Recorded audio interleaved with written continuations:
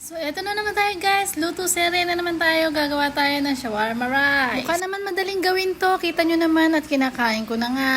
Meron kasi ako nakita mga tira-tirang ingredients sa rep na isip akong gumawa ng shawarma rice. Minsan kailangan natin mag-isip ng paraan para hindi masayang yung mga tira-tira natin pagkain sa rep. Kuhain lang natin yung pipino, kamatis, sibuyas para pantoppings natin mamaya sa ating shawarma rice. At gumawa nga rin pala ako ng sauce dyan. Nilagyan ko lang siya ng bawang, mayonnaise, yogurt, paminta, at onting asin. So, okay na yung sauce natin mamaya. Set aside muna natin yan. Nagkayat nga rin pala ako ng sibuyas bawang kasi dyan natin igigisa yung ground beef. At ayan na nga, pag mainit na yung mantika, ilagay natin yung bawang sibuyas saka yung ground beef. Halu-haluin lang nga natin yan hanggang sa mawala onti yung tubig. At kapag medyo okay na nga, pwede na natin ilagyan yung cumin, paprika, onting toyo at saka dark soy sauce. Naglagay nga pala ako dyan ng onting dark soy sauce at paminta para maganda yung kulay ng giniling nating mamaya. At naglagay nga din pala ako ng onting oyster sauce para dagdag pampalasa din ito. At ayan nga guys, tapos na yung giniling. Ngayon gagawa naman tayo ng turmeric rice. Naglagay nga lang pala ako ng butter saka turmeric tapos ilalagay ko yung kanin. Ilagay lang natin yung kanin at halu-haluin lang natin yan hanggang sa maging well combined at maging kulay dilaw. At ayan nga guys, tapos na tayo. Plating na tayo. Ililipat ko lang yung sauce natin. So ayan nga guys, pag sama-samahin nyo lang yan. Depende sa inyo kung paano nyo gusto ilagay. Ako, ganyan ginawa ko. Nilagyan ko lang siya ng hot sauce,